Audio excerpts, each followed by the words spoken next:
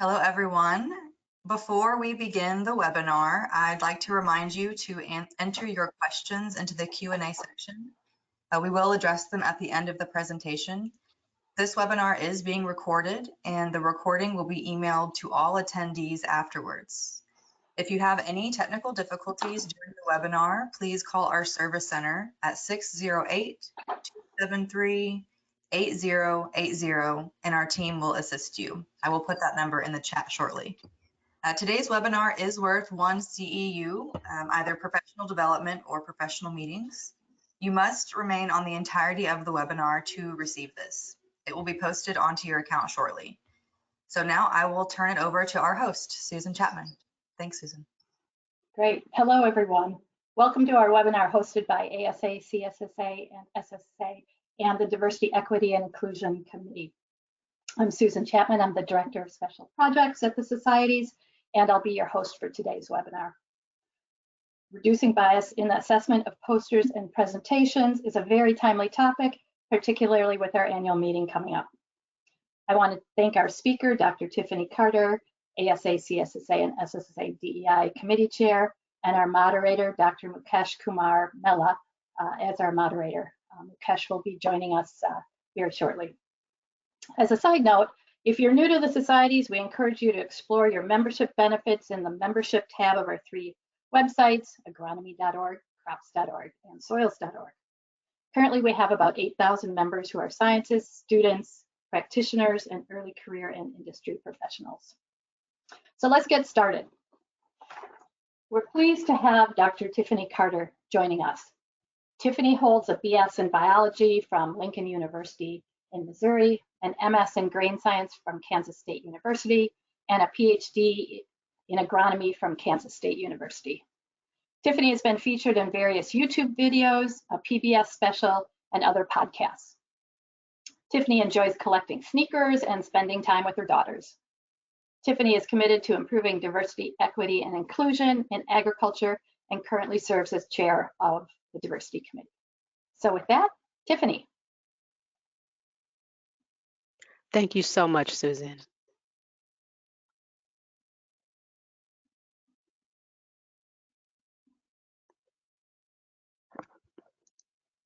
Okay, Tiffany, you should have access to share your screen. Okay.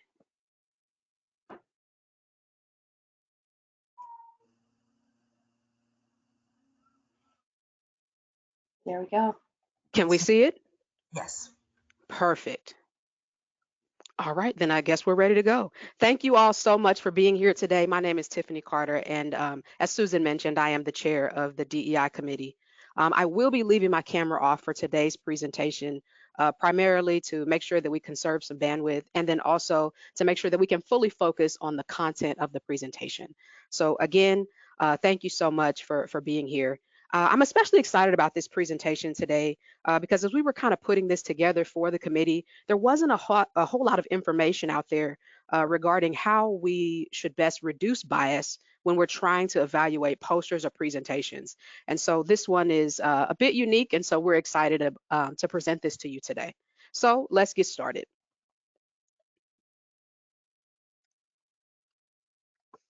Just to give you a brief overview of the presentation, we're going to start with some background information, specifically discussing the Tri-Societies diversity statement and a little bit about the committee. Then we'll review some of the key DEI concepts. We'll discuss what bias is, and then we'll get right into that guidance for reducing bias when we're assessing posters and presentations. We'll have an example of an evaluation form, and then we'll also provide just a couple additional suggestions for personal growth. And then there will be lots of time at the end for questions and discussion. I want to reiterate before we get started that the goal of this webinar is not necessarily to completely eliminate bias. The goal of this webinar is to help us better understand our different biases and how that comes into play when we are interacting with others, and specifically how we are evaluating others' presentations. And so this webinar is a first step in doing the work to make sure that you're addressing those biases, but I want to make sure that we know that this is not something, just attending this webinar alone will not totally eliminate those biases. And so let's jump right into some of our background information. So I want to get started discussing specifically the Tri-Society's Diversity, Equity, and Inclusion Statement. A little bit of background. Back around 2020, Tri-Society's leadership identified a need for an overall diversity statement, kind of discussing where we were as a society. And so one was crafted by some of the leaders that we still have in the Tri-Societies, and it was unanimously approved by the 3 boards of directors. And so this particular statement serves as our affirmation and our commitment to DEI as the Tri-Societies as a whole. I'm not going to read all of the information, but there are a few couple key things that I want to point out, particularly that we have pledged to making sure that all of our members feel safe and have equal opportunity and access to experiences, particularly those at our annual meeting and all of the things that we offer as the societies. We have a vision as the Tri-Societies for making sure that everyone within our scientific community, regardless of any background or challenge that they have, truly has access to all and has the ability to explore their potential. Our job here is to make sure that we are elevating both our professional and scientific growth for everybody involved in all career stages. And so we're very, very proud of all of our members and all of the work that we do. And so we want to make sure that everyone feels included. And so this particular vision belongs to, all of the Tri-Societies as a whole. The diversity and inclusion statement identifies some specific things that are related to our commitment, and those things are listed here. One of the things that I'd like to point out specifically with these bullet points and our commitment is that we want to create, as you can see toward the bottom there, an environment that is safe and free from harassment and other negative behaviors, which includes providing some sort of training like this one and webinars to give us that information to make sure that all of our stakeholders and everyone involved, particularly in this case, presenters that are presenting posters or oral presentations, are being treated fairly and have equal access to the opportunities that are there.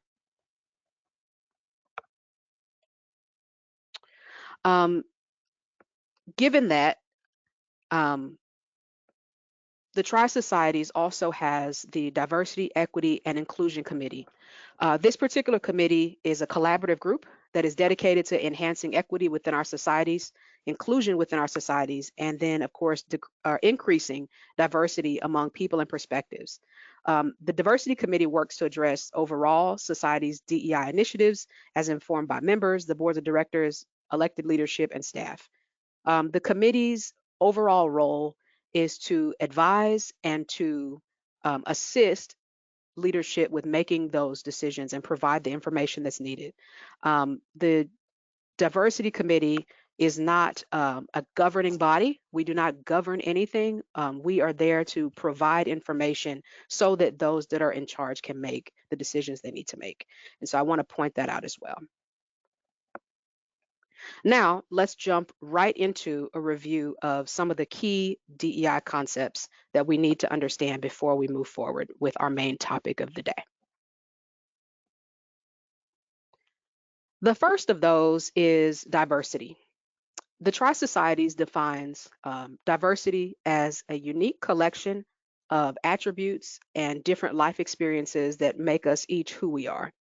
Some of those include, but are not necessarily limited to, gender, age, religion, sexual orientation, veteran status, career stage, you name it.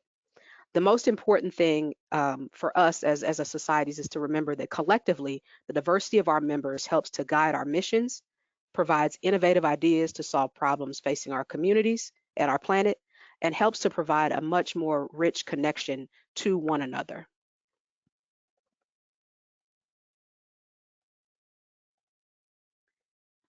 Equity is defined by the Merriam-Webster dictionary as providing various levels of support and assistance depending on the specific needs or abilities of individuals to ensure that everyone can succeed. Now, equity also has a connection to equality and being equal as well. And so equality is the quality or state of being equal. And then equal is defined as a same measure or in a quantity or a same amount or a number as another. And so if you look at the image that we have over on the right side, equality is providing the same to everyone. However, equality does not necessarily ensure equity. Equity is different from equality in that equality, like I said, simply just provides equal treatment to everyone. However, just because everyone has equal treatment does not necessarily mean that it's equitable. And so equitable treatment means that we are acknowledging that there are differences and inequalities among the stakeholders, and then we're going to specifically address those structurally to make sure that everyone has equal opportunity and those that have a disadvantage are able to have their same needs met the same as those that may have an advantage. So as you can see, equality over on the left side of the image is giving everyone the same thing, but equity is making sure that those that have some sort of additional disadvantage have the same access because we have given them all of the tools and resources they need. Equal treatment results in equity only if everyone starts with equal access to opportunities. And because we know that that's not necessarily true, equity is important to the Tri-Societies.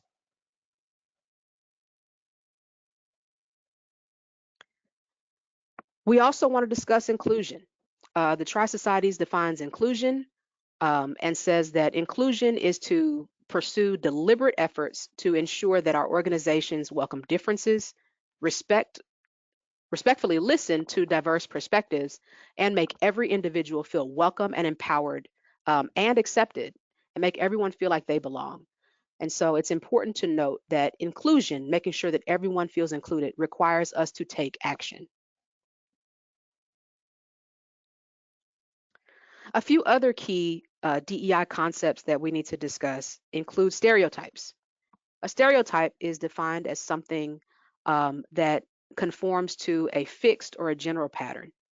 In general, when we're defining stereotypes, we're talking about kind of a standardized mental picture or belief that we hold about people that identify as part of a particular group. In general, these mental pictures that we're creating tend to oversimplify an opinion and group things together. And it's important for the context of this webinar to understand that our stereotypes inform our biases.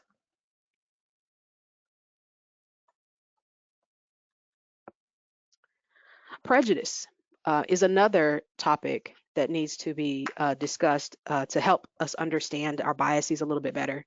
And so prejudice, there's several different ways it can be defined, but in general, it is a preconceived judgment or opinion.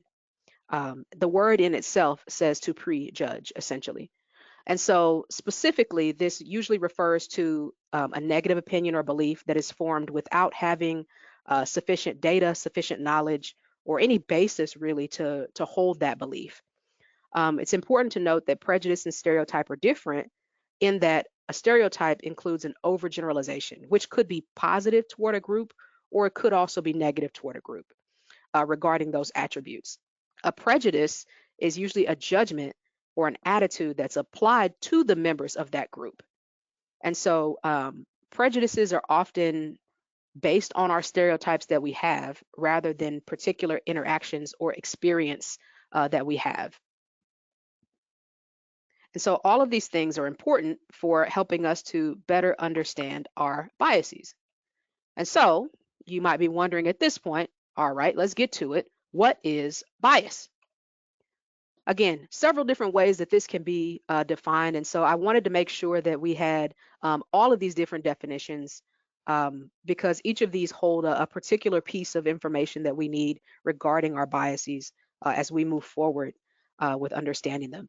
And so one of the ways that bias can be defined as Merriam-Webster Dictionary defines it is an inclination or a temperament or an outlook, an instance of such prejudice.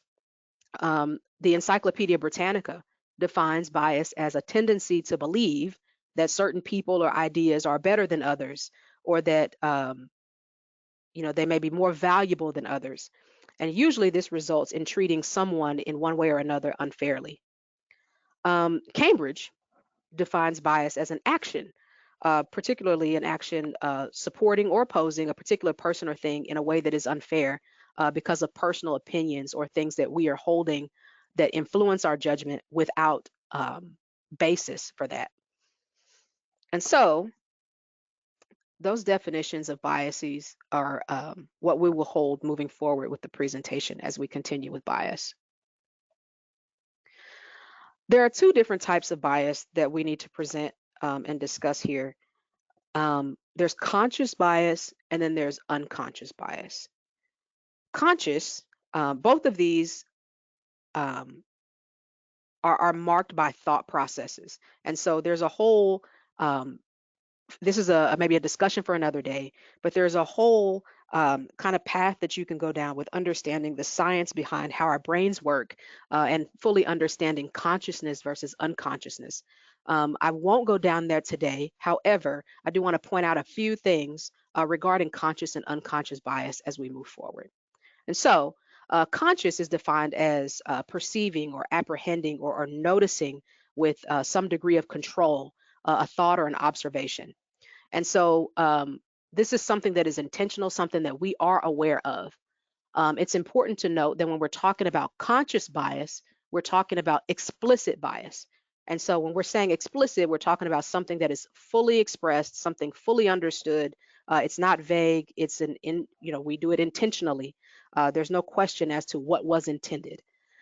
Unconscious bias, however, is defined as the opposite. It's not marked by conscious thought or understanding or feeling. It's something that's kind of held in the back of our mind that we don't necessarily even realize is there. I want to reiterate again that both conscious and unconscious states are based solely on brain function. When we're talking about unconscious bias, this is also called implicit bias. And the reason is because the bias is present, but it's not something that we intend or consciously hold. It's unintentional, which is why it's so important to understand the difference between conscious and unconscious. And so, as I kind of alluded to in the previous slide, when you kind of mix together everything that we know about bias and the definition of bias itself, and then you mix together the definition of unconscious, you get unconscious bias. And so again, this is a bias that is present, but it's not consciously held or recognized. And so we don't even know that this is a bias that exists in our mind. Important things about unconscious bias, again, it's unintentional, um, but even when we are unaware of what biases we hold, they may still influence our decisions and behavior. And so this is why it's important to um, continue to do the work to make sure that we are aware as much as possible and continue to gain awareness of those things, because awareness and understanding are the first steps to growth. And as we've discussed earlier, making sure that our societies are diverse and equitable and inclusive requires us to take action and do some work and grow.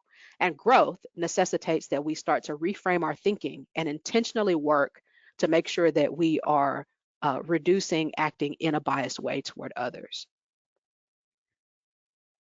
And so, um, with that information regarding bias, I want to also point out that there are so many different types of bias. I've got several listed here. This is not an exhaustive list. There are several different types of bias that one could hold. It's also important to note at this point that absolutely everyone, regardless of who you are, or where you're from, or what your personal attributes are, everyone holds some type of bias in their mind. And so, because bias is something that is held by everyone, whether it's something that we're conscious of or whether it's an unconscious bias, it's important that all of us look at this information, understand, and do the work to improve. And so, now that we have a little bit of information about what bias is, specifically unconscious bias, the different types of bias that we hold, let's dive a little bit more into the topic and discuss specific guidance for reducing bias in the assessment of posters and presentations. Before we do that, though, I want to give a little bit of information that most of us should be familiar with: research presentations. As a whole, presenting our research is a vital attribute of our scientific culture. It's primarily one of the reasons that we attend scientific meetings. Um, Oral and poster presentations are probably the most common methods of research dissemination, but that they're not the only methods. Um, at our Tri-Societies meetings, there are so many different opportunities for poster and oral presentations, and a lot of us, including myself, attend the meetings for that reason, to see what type of research our peers are doing, see what type of new things are out there, discuss with our peers what work we're working on, and get some of that feedback. And so it's a vital attribute of our scientific culture. It's important to also note that presenters that we see giving poster and oral presentations, they may be students, they may be research staff or technicians, or they may be experts in the field, professors, people that have lots of long-standing experience in the field. So there's a variety of people, a diverse group of people that may be presenters that you'll see. Again, these presentations provide an opportunity to teach, to learn, and to network. And it's also important to note that these presentations may be a requirement for some, whether it's for employment, a tenure process, or for study. Um, Also, presentations that are part of these Tri-Societies meetings and other scientific societies are often held within a competition, particularly for students. And so it is absolutely vital that we look at our evaluation process and make sure that it's equitable. Going back to our different types of bias, I want to point out a couple examples, specific examples that we might see show up when we are reviewing or evaluating scientific presentations. And so some of those types that we might see might be affinity bias. For example, when I'm talking about affinity bias, I'm saying that we're referring to an unconscious preference for someone who is similar to us. So perhaps we share similar backgrounds or interests, or perhaps we went to the same educational institution. So within my thought process, I may say to myself, oh, this author went to the same institution as me. Therefore, this must be good work. Another example of bias that we might see showing up when we're looking at research presentations could be authority bias. Authority bias specifically refers to the unconscious preference for someone who may be considered an authority figure, regardless of what their actual qualifications are. Um, and so in my thought process, I may say to myself, well, none of these authors are really well known in the field, and so their research findings may not actually be accurate. Another example is confirmation bias. This refers to the unconscious preference for ideas or thoughts that actually confirm some of our own preconceived ideas. And so, for example, within my thought process, I might say to myself, oh, these authors have done similar work as me and they came to similar conclusions. Therefore, I might want to score them a little bit higher because clearly their information is more correct than others. Another example could be gender bias. This is one we're probably all familiar with. This occurs when an individual may have a preference for a particular gender identity. And so within my thought process, I might say to myself, oh, women are harder workers. And so because they're harder workers, they must be better scientists and have more accurate data. Another example here, nationality bias. This is particularly a preference for individuals with a certain nationality. And so I might say to myself, scientists from this particular country are always smart and hardworking. And so I know that this must be excellent work.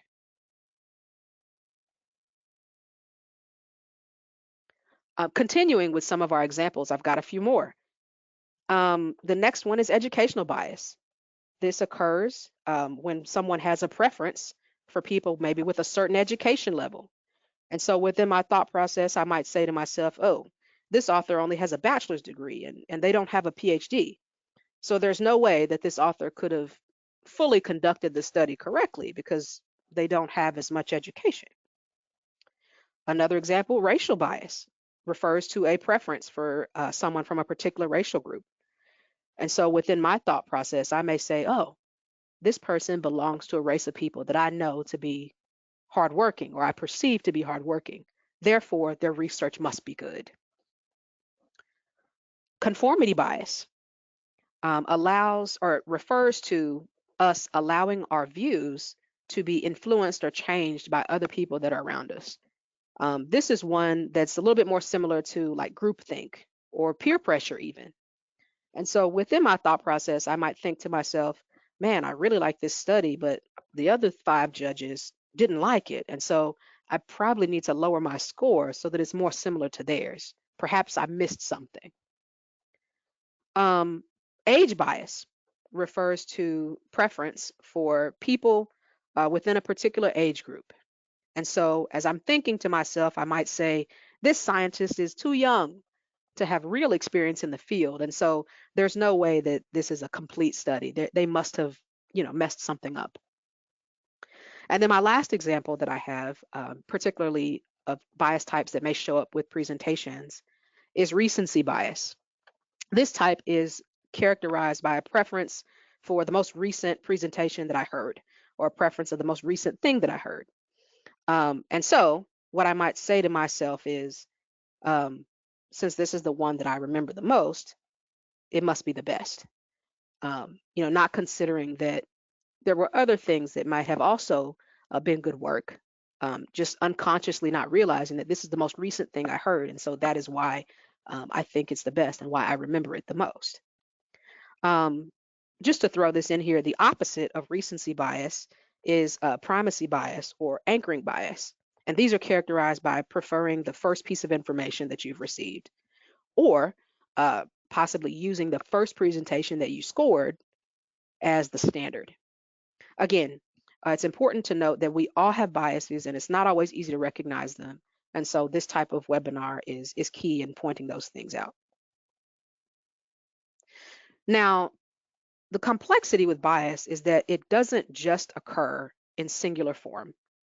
There may be some intersectionality to how that bias works within our minds. And so I have one example here, and what I'll say is putting together several of these types of bias that I may hold.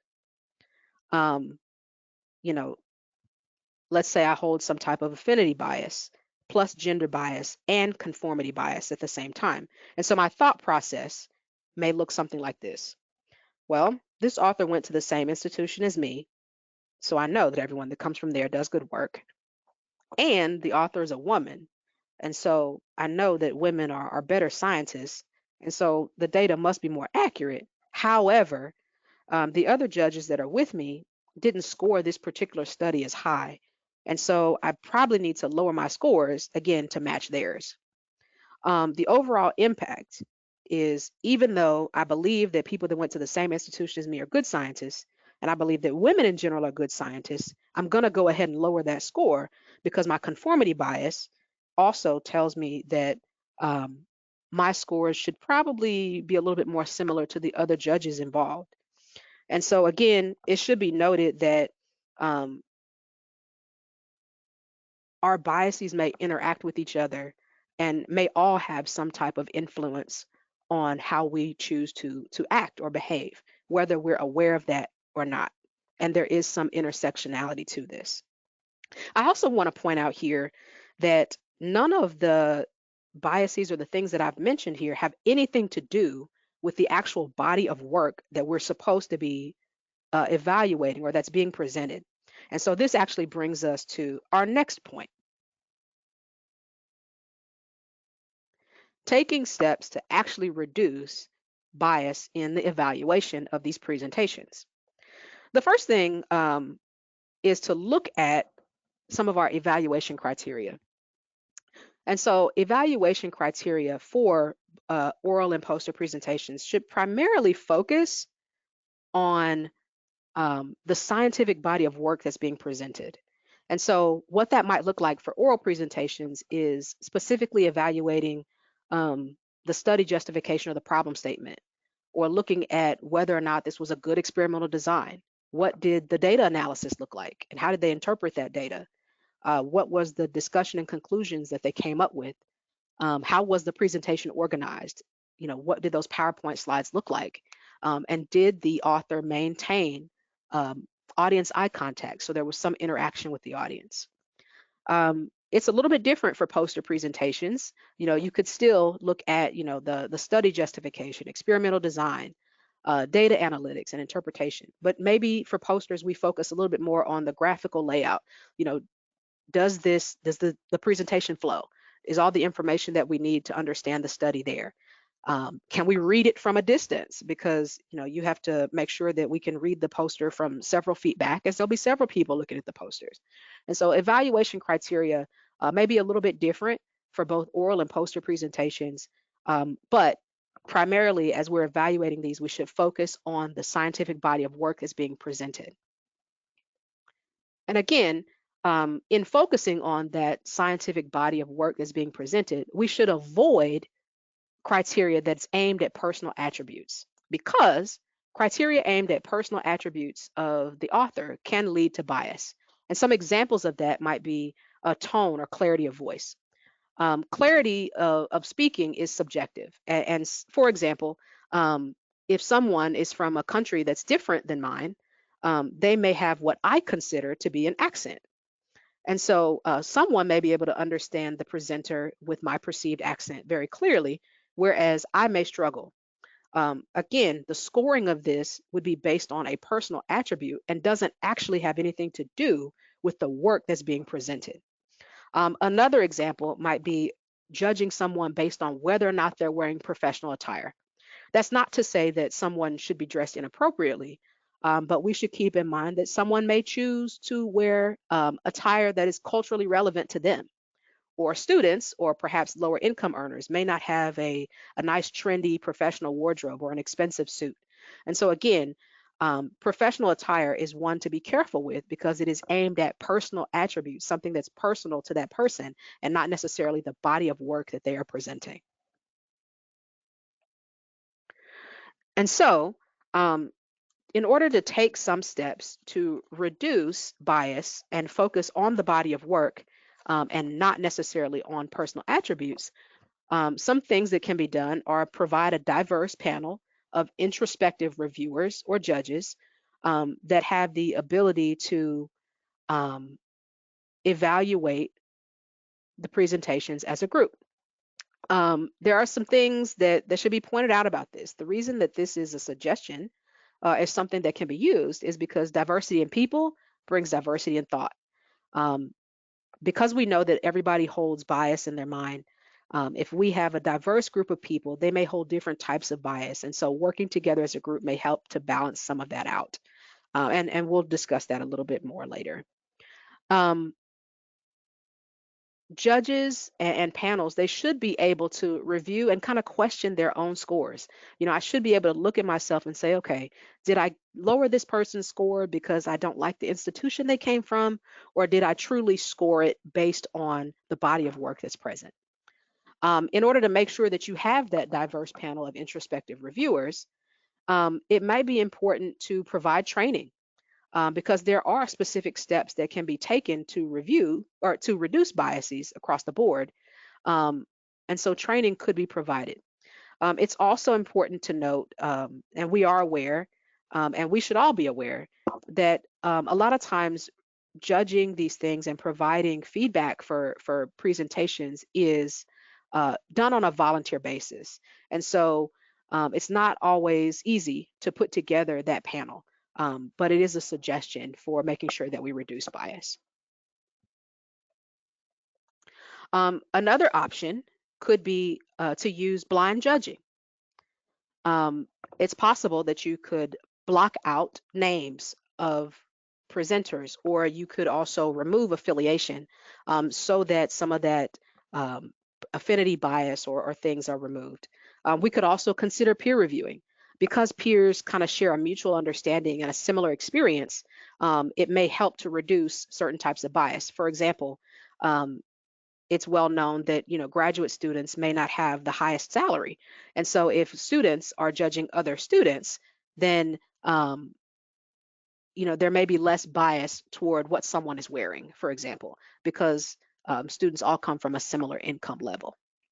As an example, students could be involved in the evaluation of other students, or particularly you could use senior students to assist with evaluating junior students, as those students, again, share a mutual understanding and a common experience that may help to reduce some of that bias.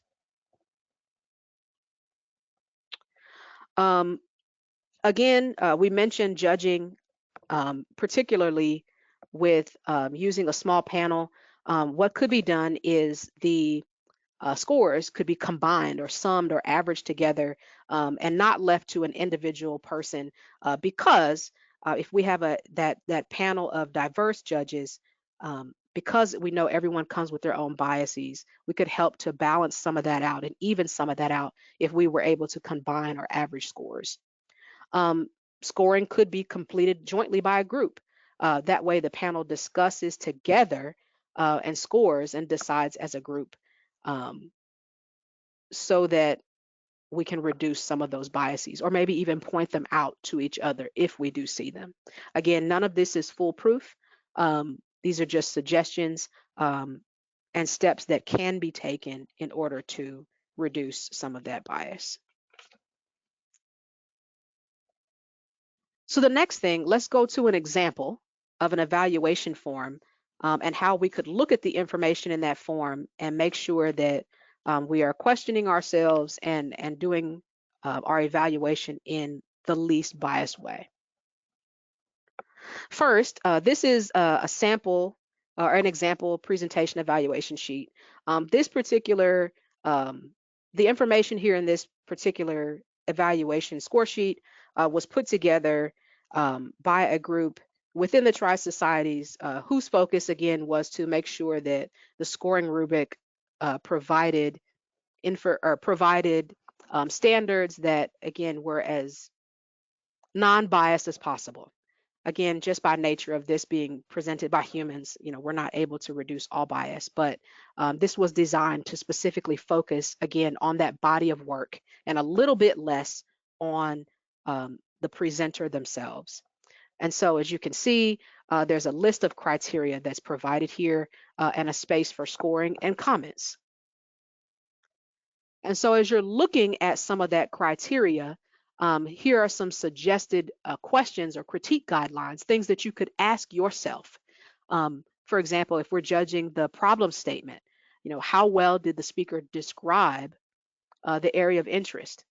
Is there a well-conceived rationale for the study? Are the objectives clearly stated?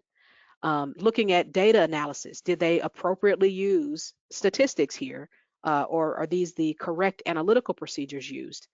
Did they logically interpret the data that's here, or is there another way that the data could be interpreted?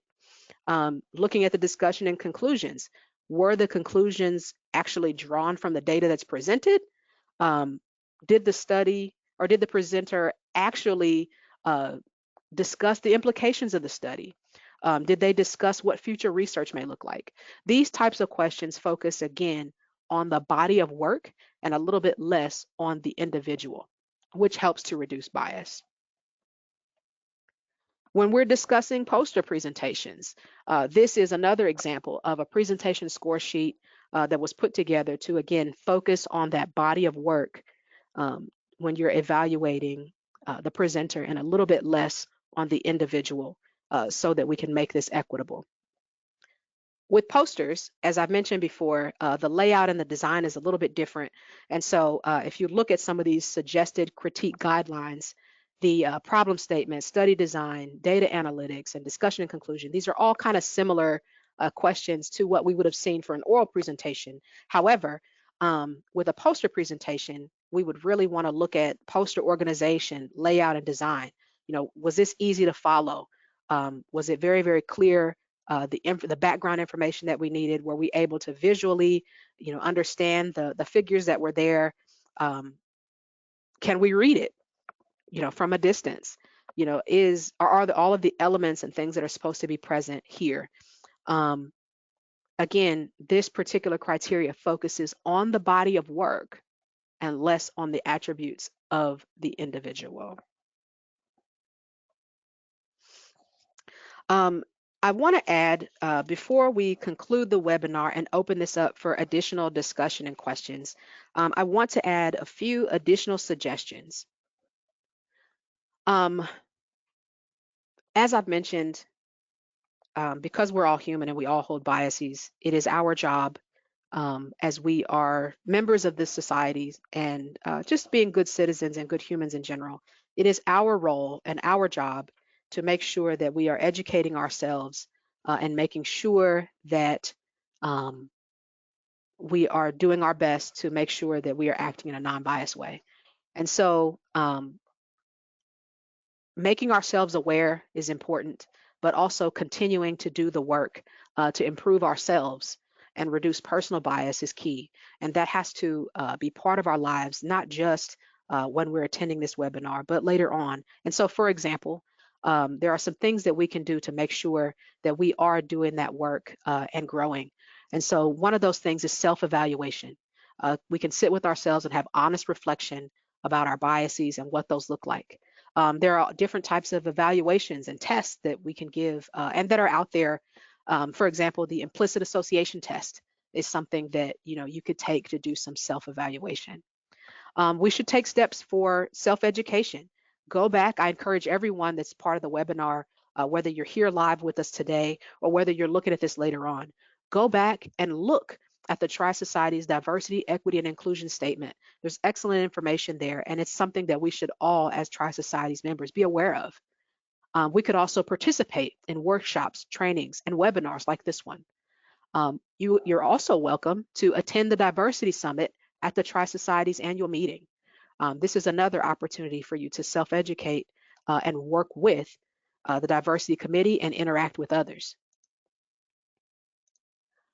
You could also intentionally expose yourself to others. For example, if you're aware that you have some biases toward male or female scientists, for example, or toward male scientists, what you could do is follow women in STEM on social media so that you expose yourself to other women in science.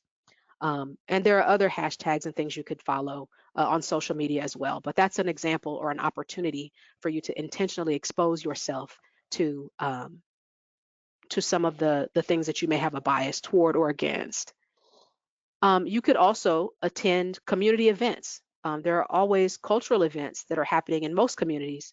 And so where invited and where appropriate, you could attend cultural community events in order to learn. And so this concludes our information that we have to present today regarding how we can help to reduce bias in the assessment of posters and presentations. Again, participation in this webinar is not going to necessarily eliminate any of our biases, but it does help us to become a little bit more aware and understand what those biases are. And so it is our hope that this information is useful to you and helps you to get started and continue doing the work to reduce your own biases. Thank you so much for being here today and for participating in this webinar, and we are open to any questions that you all may have. Thank you, Dr. Carter. It was an excellent webinar, and we got to learn a lot about biases, and you covered almost everything. Now we are free to get questions from all our participants. I have one question in my mind that would be like when we are talking about scoring and when we have like all sorts of different judges who come from different discipline, how do you think we can pool the results or like use some kind of statistics or some kind of scoring system so we can come up with a percentile number so we can accumulate their biases or like to have an answer for that? That's a great question. And I want to reiterate that it's up to the organizers of the session to decide how they are specifically going to judge whether, whatever poster or oral presentations are there. The point here is just to provide guidelines and information that can be used to reduce bias and make sure that we are equitably doing that. And so truly, how a particular session is judged, how they aggregate the scores, that's up to the session organizers. The diversity committee does not necessarily have a comment on how that should be done per se, just to present that there are resources here and there is information out there to assist in reducing bias. So I don't necessarily want to give a how it should be done because that's up to session organizers. Sure. We have another question that is asking about, is there a critique guideline available from the societies? That's a great question. I will get with society leadership and see if there is somewhere that we can share additional information regarding that. And Susan, you may want to chime in if you have a comment. I do. So the rubric that Tiffany showed us is actually the rubric that the societies use for judges that will be judging oral and poster presentations and using the Confex system to actually enter their scores. Those will be the questions that'll be asked for the scoring in that. And right now I'm trying to find the link for you all on that rubric.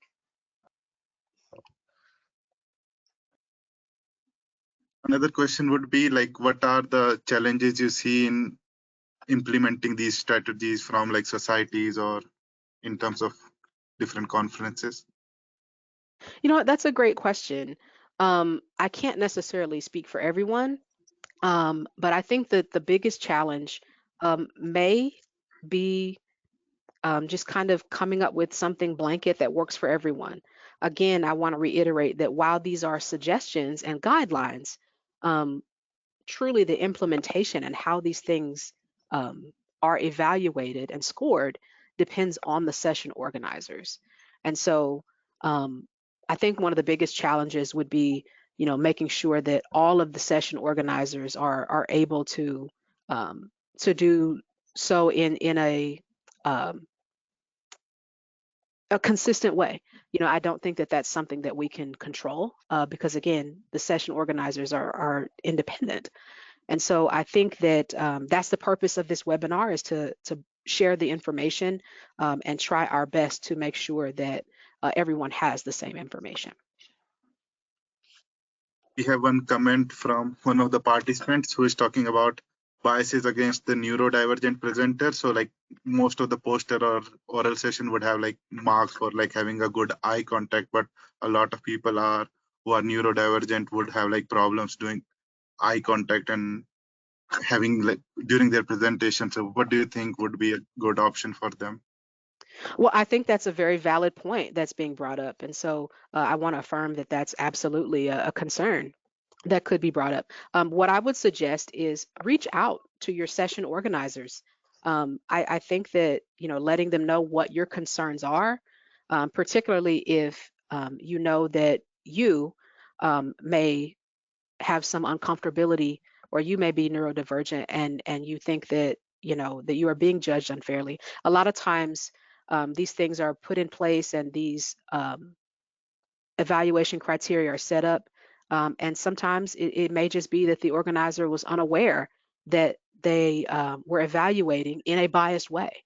And so it's important that we continue these types of discussions, that we continue to share this type of information, so that we can all, again, continue to work to reduce our biases and how we interact with each other, especially if it's in a biased way. So in terms of this, like, would virtual conferences would help reduce or promote the biases, because like we can have a separate virtual event for these kind of people and they would be like pre-recorded, and do you think it would help with that? I think that that would be up to the session organizers. I don't want to blanketly make a statement. Again, I'm presenting this on behalf of the committee, and our job as a committee is simply to provide information so that it's available to everyone.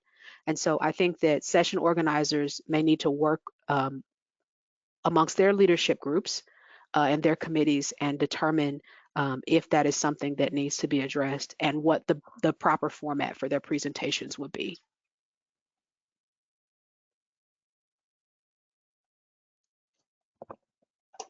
And actually, I have a question also, just following up on that. First, thank you for the comment about the neurodiversity. The rubric was developed about 5 years ago, and we actually have refined it some based on other feedback, particularly around presentation.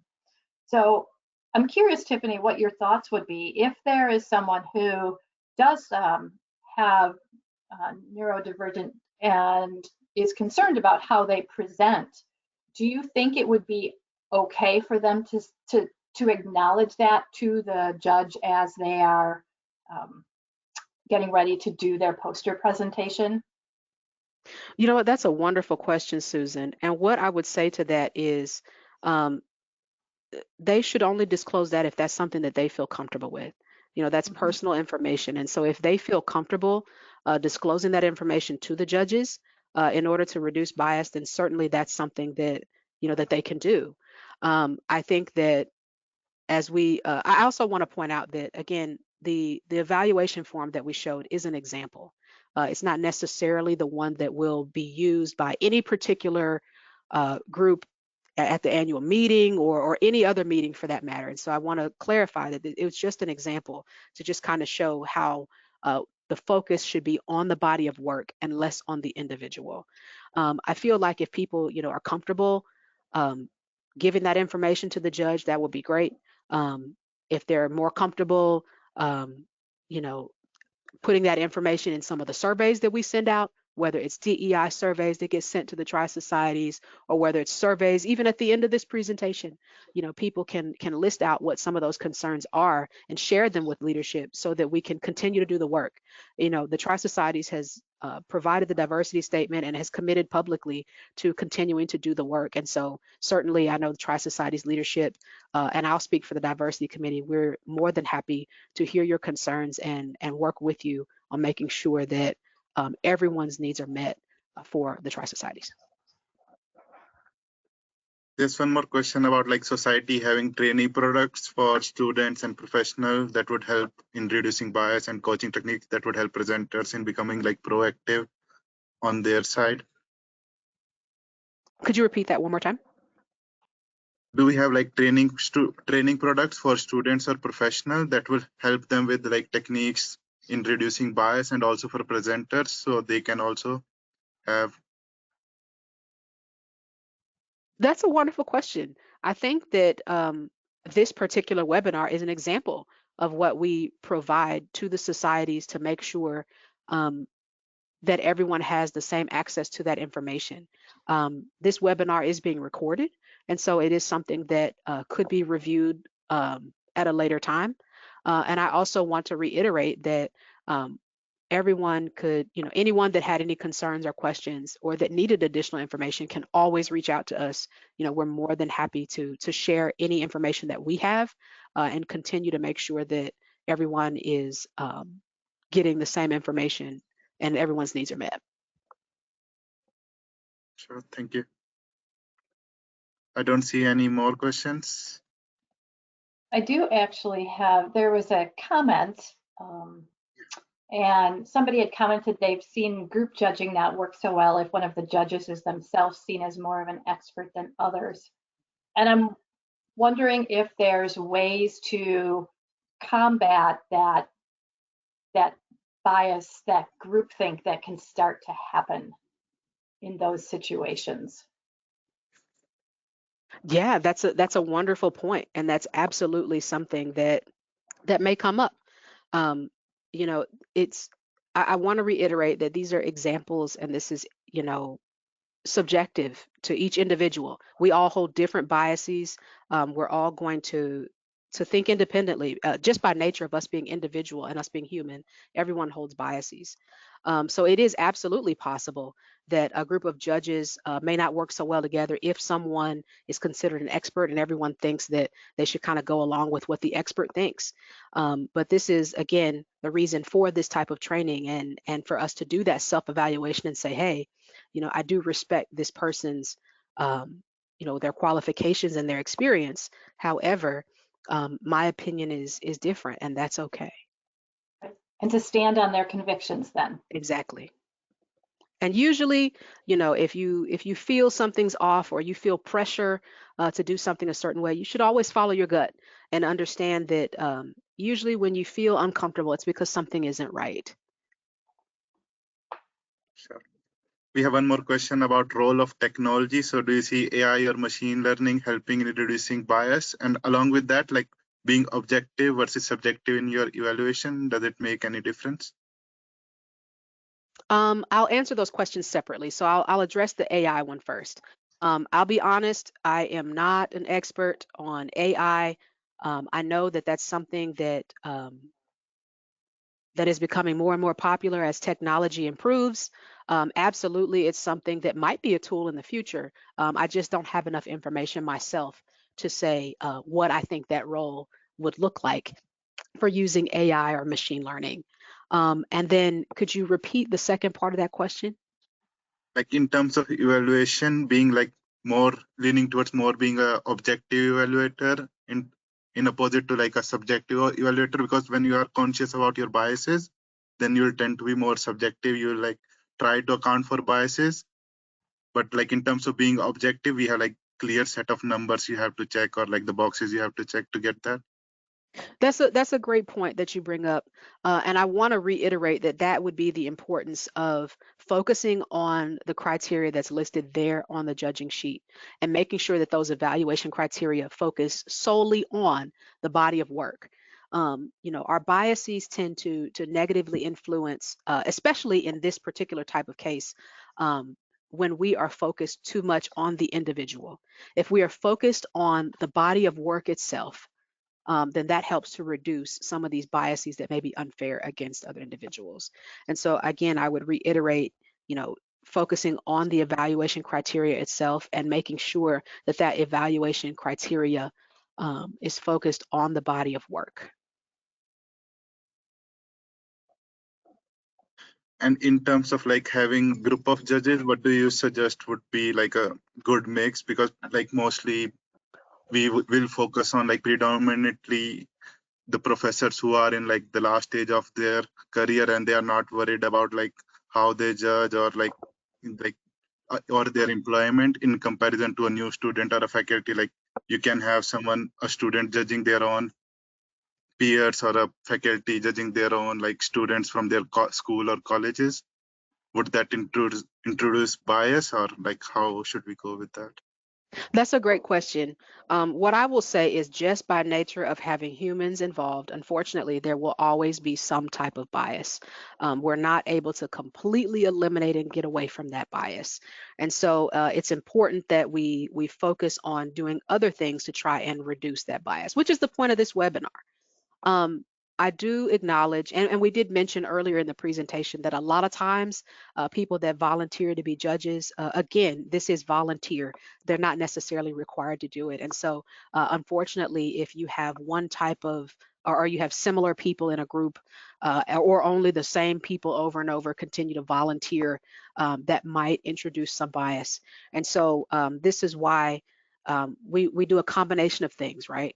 You look at evaluate or changing the criteria and evaluation criteria to make sure that we're only focused on the body of work, and then you average people's scores together so that no individual's bias is carrying too much weight.